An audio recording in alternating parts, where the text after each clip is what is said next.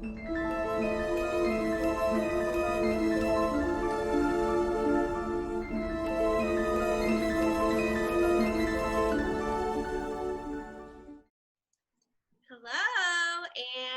welcome. Today we have the wonderful and amazing Elysia Hartzell.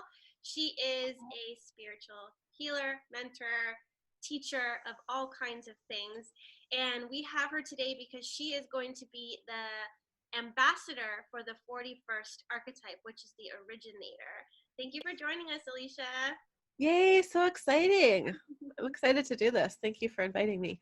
Of course. Elysia is going to kind of take us into her life and kind of help us understand why she is a great candidate to be the ambassador for the 41st energy archetype, because it is a kind of, it's a big one. It is the kind of cosmic start of the year, actually. So the 22nd of January is always the start of the new year. And the 41st energy is actually the start codon. It's the only start codon in our DNA, in our genes.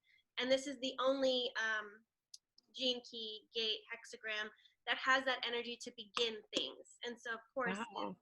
yeah, so you kind of were born on a cool time of the year, plus you're a fifth line energy.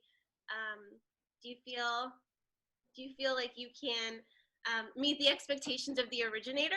I hope so. We'll find out. We'll find out. So the Originator is, again, beginning, starting things. The energy moves from fantasy to emanation through like the pathway of anticipation. So it has a lot to do with manifesting. It has a lot to do with fantasizing too, because you have to have some kind of desire to change your current circumstance to then manifest something else into form. And we just wanted to know kind of your origin story and what got you to be where you're at now, because you kind of have, you play a role of like the leader and the teacher in the spiritual community with the tools that you have.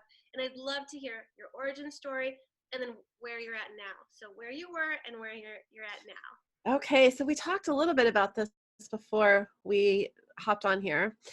So, and what we were talking about is, where was I in my life that I knew I didn't want to be anymore, and the catalyst for that change. And it was actually, I have a pretty big story around that. Just an interesting side note about fantasy. When I was a kid, I lived in a fantasy world all the time. So I'm a person who's very much in my head, very much in fantasy a lot, envisioning the future, envisioning what I want things to be like. But I was married at 19, really, really young. And it was not it was not the fantasy marriage that I dreamt of when I was a kid. But with the sort of the beliefs that I was raised in, that was just it. I was married, and there was, I just had to deal with it, the unhappiness and all of it. So I was married for a long time. I was married for 20 years, and we had 3 kids, and my husband got sick. He was diagnosed with a terminal cancer. And that forced me to really look at how unhappy I was and realized that that's not the life that I wanted to live anymore. And that was sort of my catalyst for change. He actually passed away, but looking at that and recognizing, because I was kind of numb, I kind of quit fantasizing and quit dreaming about having a different life because I didn't think it was possible. And so when I recognized that, and I recognized actually how much emotional pain I was numbing just through pushing it away and, not recognizing it, at that time I had to face it all then, right? So this was 2009, 2010. So 10, 11 years ago. And so it all came to a head, and I had to uncover and unwind all of that emotional pain. And so I needed tools to do that, because I didn't know how to process it. I was never taught how to process it. And so I began to seek out healing The whole spiritual healing world was something that I knew nothing about. And in fact, kind of was afraid of it, kind of thought it was like, you know, dangerous territory, going getting tarot cards and all of that. So I dipped my toes in, and I went to see a couple of healers and discovered some different processes. Tapping, EFT tapping was the first thing I started with to try to help myself with those emotions. And I quickly, realized that this is who I am. This is what I want to do with my life. And so I got a lot of trainings and did a lot of work on myself, and really used the pain that I was in as a catalyst for creating what I wanted my life to be like. And now, thankfully, I don't use pain as a catalyst anymore to create what I want to create. But just through that process, I started working with clients. And then very quickly, people started asking me to teach them what I was doing. So I created a modality that I now have almost 300 practitioners certified in from all over the world. So things have grown for me once I started the process of creating. Things have really grown and expanded for me just in a huge way. Wow. Amazing. And I've actually was able to witness the impact that your modalities have on people, and through myself personally, because you're so generous in your group and you do a lot of live healing so that people can kind of experience it for themselves too. Because there is a sort of pressure with that 41st to evolve. And it starts in the low frequency of, I'm not happy. I want to know what happiness is. I want to figure out what happiness is. And there's a lot of people who are stuck in that, I don't want to be here, but I don't know what to do. And so it's so awesome that, actually, let me pull up your chart so that people can actually see like your credentials of your design. I love this stuff. Every time I talk to you, I just want to know more about human design and go deeper into it. Yeah, well, that's why we created these archetypes, because we wanted to bridge the gap between human design and gene keys, and it could get really heady.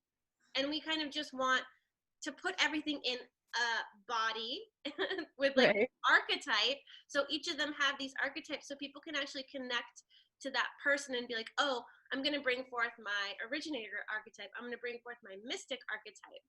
So for you, you're a 5-2. So Elysia has 41.5 in her life's work, which is her external work in the world. It's like what she's meant to do. So she's here to actually start things, create things, be that creator, be that starter, and take that key and turn it in the lock and open up that door, and do that for other people as well.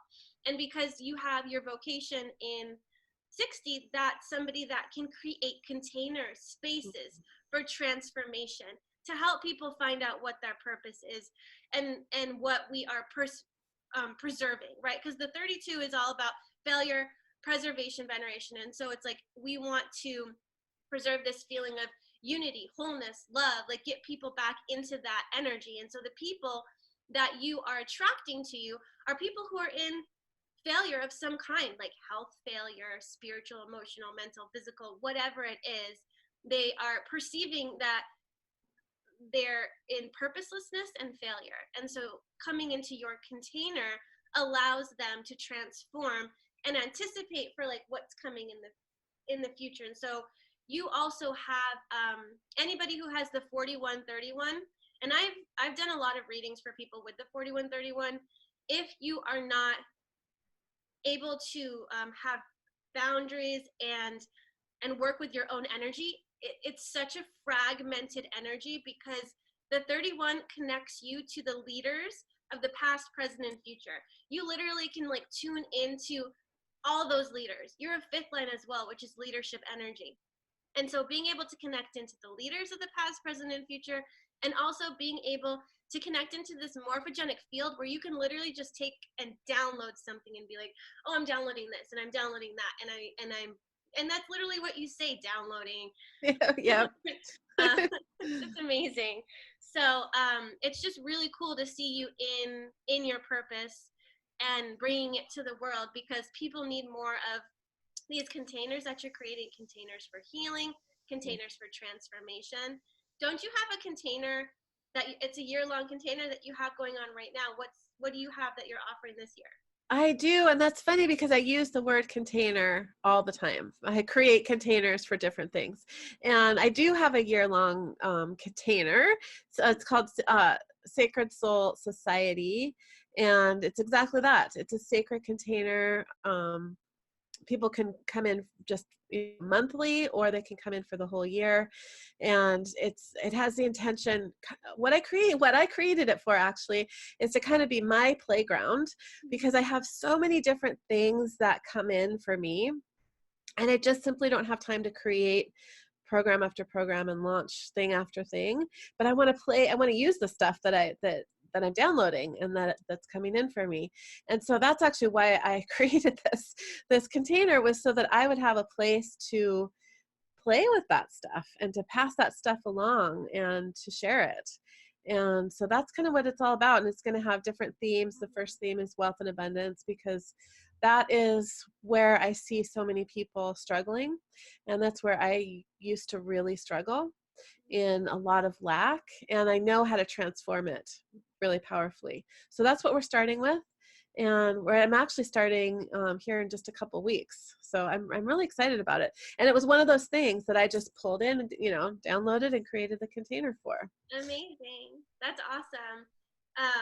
Yeah, and of course you're doing this. I mean, it just speaks to so much of what you have going on in your chart too. And you can see that you have 41 in your life's work, but also in your mind. So the way that your mind works and receives, like, your mind literally taps into the morphogenic field and says, okay, I want to pull this, and I want to start this, and I want to do that.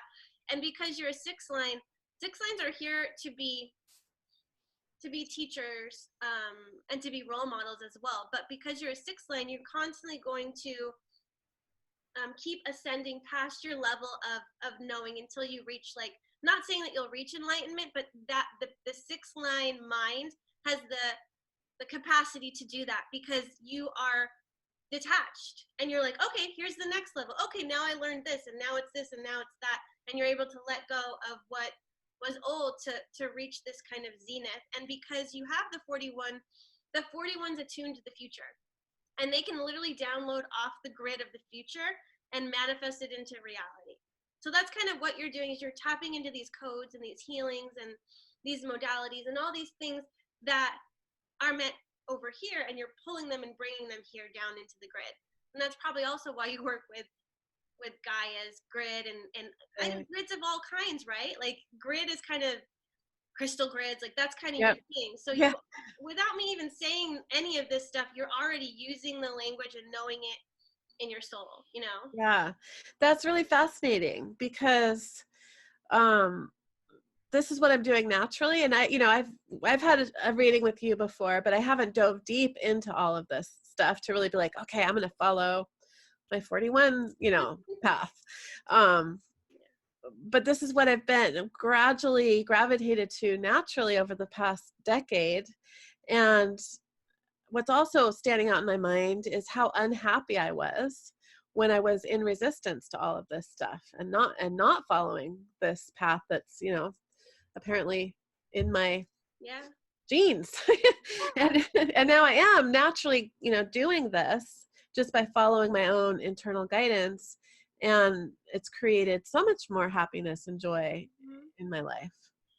I almost feel like the relationship that you had with your husband kind of allowed you to kind of bust through the walls, the quote unquote limitation, because your core wound is limitation. And so what is holding me back from having my dreams? And so again, when we go through the Venus sequence, like, it's about going and, like, is my partner distracting me from what I could be doing, or enriching? Is this a sterile or fertile environment for me to grow in? And then questioning that, you're like, okay, what am I fantasizing about? What do I want to bring into my life? And you did exactly that. You're like, okay, what do I want? Am I happy? No, I'm not happy. I feel constricted. I feel like I can't breathe in this place. And so the moment that you started to tap into your intuition is when your heart began to open up to this whole world that you were not utilizing. Yeah. So it's just so fascinating to me. This stuff is so fascinating, how accurate and powerful it is. Yeah. Yeah.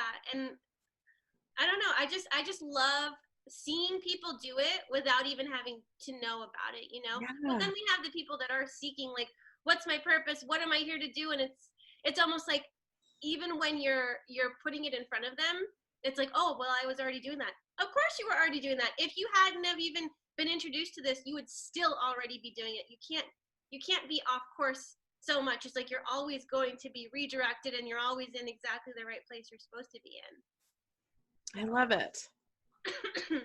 So I wanted to ask you too, with with the with the 41, we talked about in the low frequencies, like I'm not happy, I want happiness, and a lot of them will fixate on relationship, like what I'm not happy with in the relationship, money, and health, like weight, health, all that stuff. So is there anything that you can speak on that has to do with like how you've overcome this, like being stuck in fantasy and manifesting that for yourself? So maybe touching on more about how you created like the wealth and the abundance for yourself, or what you had to do to initiate that, because you had to press the go button somehow, you know?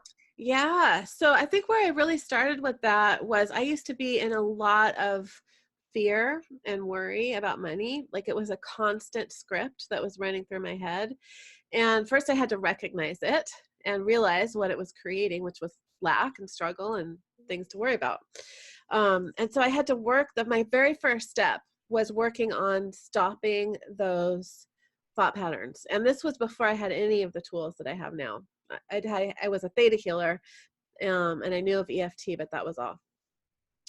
And so what I would do is I just started paying really close attention to my thoughts. So I'm in my head a lot, which sounds like it's come through in the chart too. But I would pay attention to my thoughts, and I had a mantra, a Sanskrit mantra that I would chant whenever I would find myself getting into fear and worry.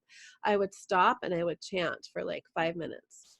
And what that did was it really redirected and basically rewired my brain to stop worrying about money. And as soon as I stopped, it took me about 3 weeks, and I really changed my thinking and my brain, and in a dramatic way in that short amount of time. And that is when actually my business started. I had gotten all these trainings and I didn't really quite know what to do, and I just literally fell into doing the work that I do now online. I didn't even know that was a possibility, but it literally opened up for me out of the blue without me seeking it.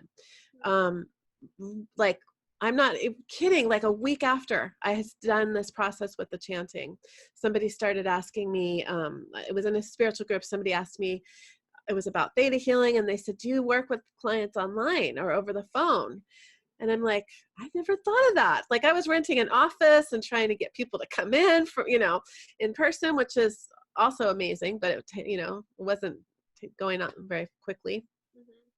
And so I started working with her. I started working with her whole family. Then I met a business coach in the spiritual group, and I've discovered, hey, you can do this whole business online, doing healing. And it just really snowballed from there. And I just have a lot of rituals and processes that I do to create. And a lot of them have to do with visualizing, that fantasy part, but also literally pulling in, like you're talking about, going into the future, literally going into the future and pulling in that energy into the now moment. And I really believe that if we have a desire for something, that means it is available to us. So we can go into the energy of it and we can get it and bring it in to the now moment. Mm-hmm. There's actually a quote in the Gene Key book that I had highlighted. It says, fantasy is the spark that ignites the fuel of desire. And then there was something else that I had looked at. I already talked about this to you. It is always attuned to the next evolutionary energetic grid that is waiting to descend into form. So I feel like that's like you pulling stuff into form. What was I gonna say? I wanted to also show you that, like in your chart, you have a defined head and anja, which are these two things on the top. So literally, because you're also a fifth line also correlates to the fifth chakra, which is the throat. So doing that Sanskrit mantra is what will help you overcome that challenge in your mind. So like you did it without, you know, having any guidance. Like as long as you listen to your intuition and you follow through with it, it's not gonna lead you wrong, you know? That is really interesting. I had no idea. And you know, the majority of the population does not have a defined head and anja. Oh.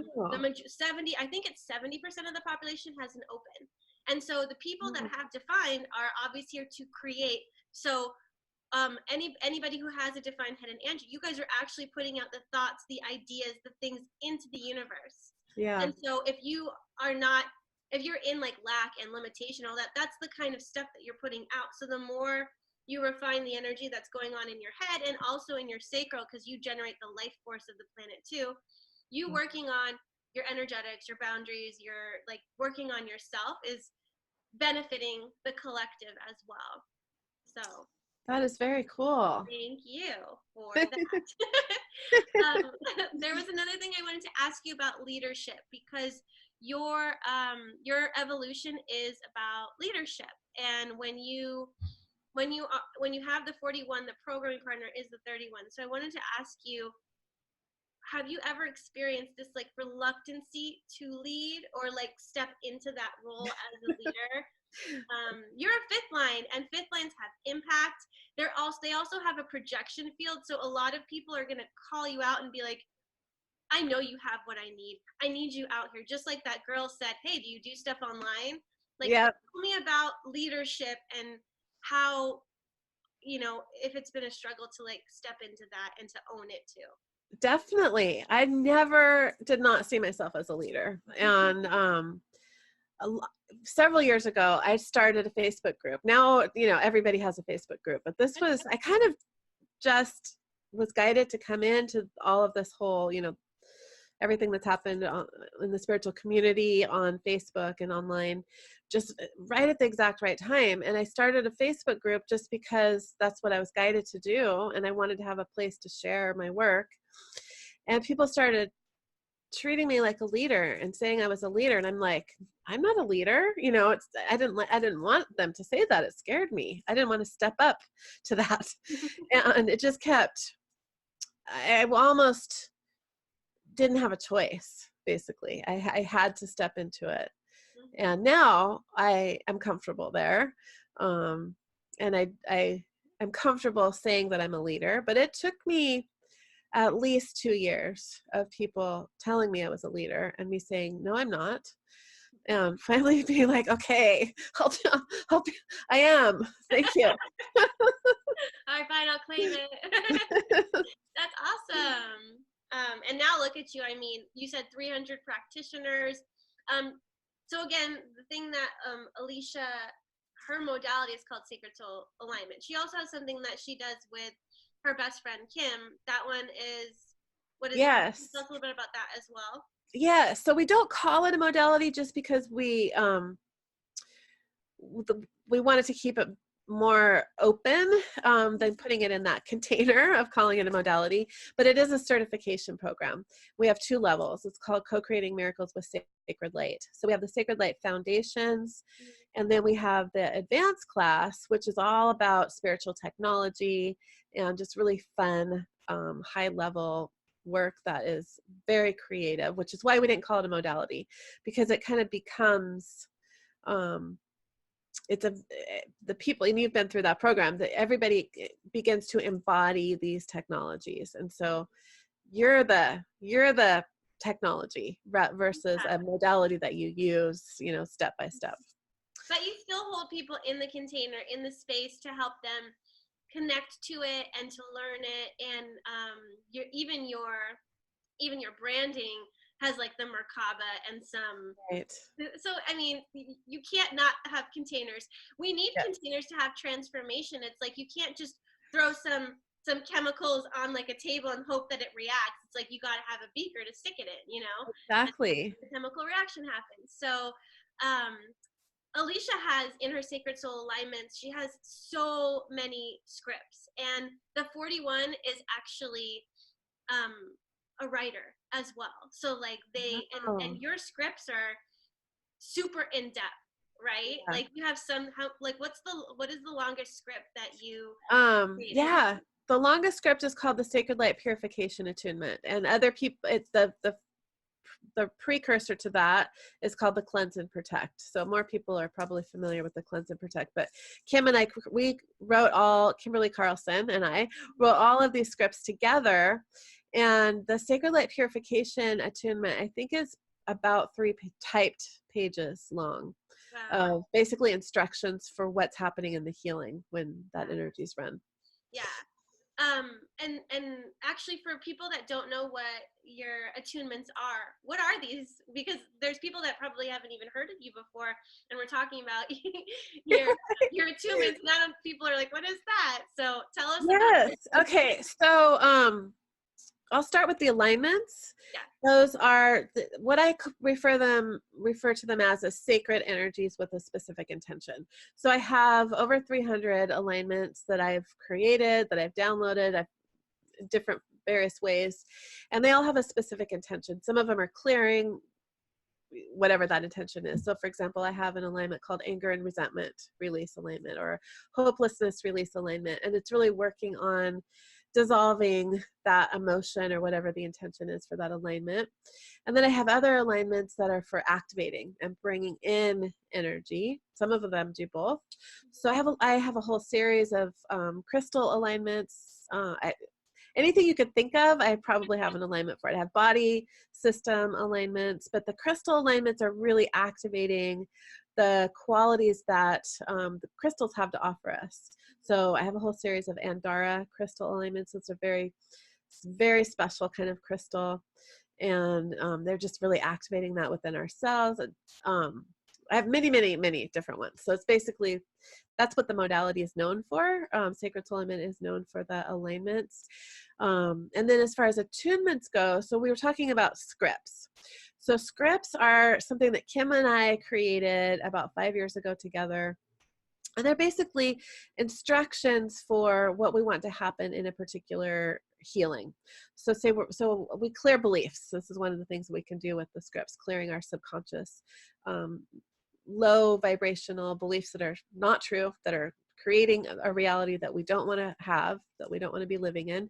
So say you have a belief, I'm unworthy.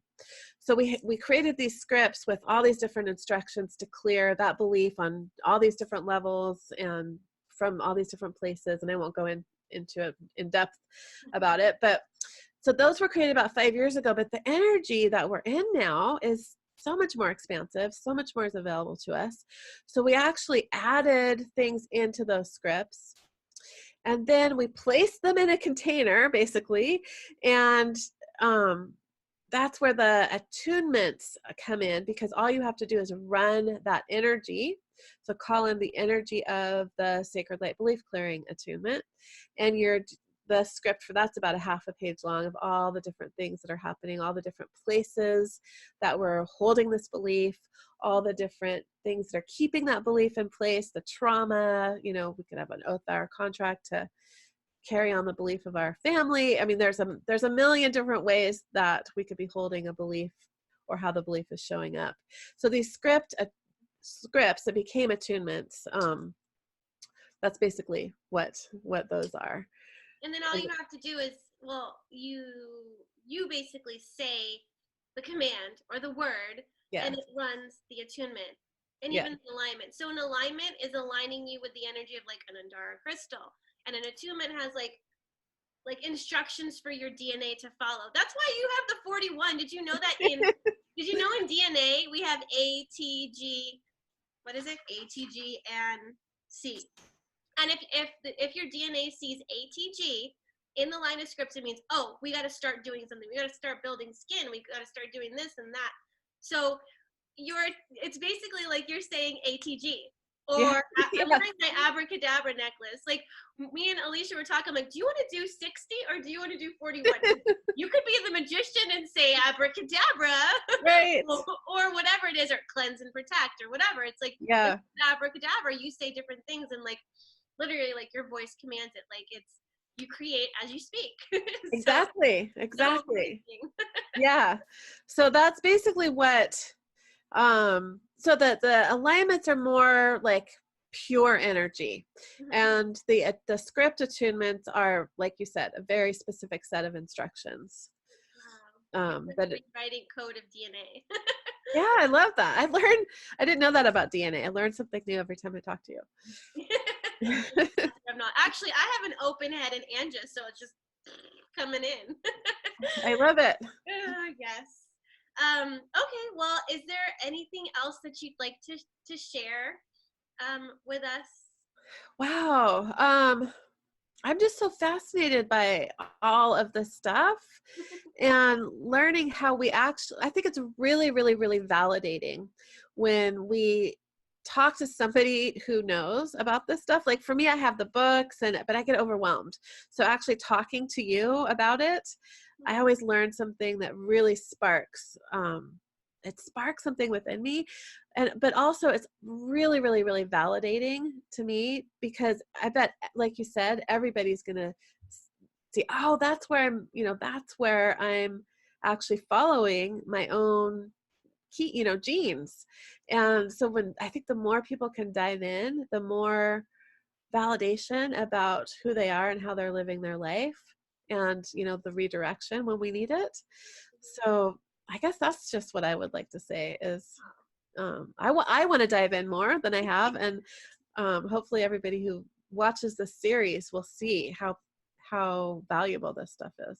Yeah, thank you. It is definitely about personal empowerment, because like it's not you doing the work. It's like it's them allowing you to illuminate the healer within them, and they have to say yes to Yeah, accept your healing anyways. Like you do all the work. It's kind of like, here's the door, do you want to go through it? exactly. Here's Yeah, the but people potion, have to you want to step drink it? through. Yeah. Drink this potion. You're such like an alchemist and a magician, and I mean, there's so much mystical, magical things in your chart. It's kind of interesting hearing your story before, where it's like, I was afraid to go there. You had to overcome the programming and overcome the conditioning from childhood and from how you were raised. Yep. When more people can overcome this, I mean, we're going to have more empowered people showing up in the world and raising the vibration of the planet. So thank you for Yes. the work that you're doing. Yes. Thank you as well. Well, thanks again, Elysia, the Originator Archetype, our featured Yay. ambassador. And we so appreciate you having this interview with us and sharing your story, and just letting us kind of even dive into your chart, because it could be a little bit vulnerable as well, because like we can see everything about you. Like, I guess I'm an open book. let's see. Yes. So thank you so much. And we Thank you.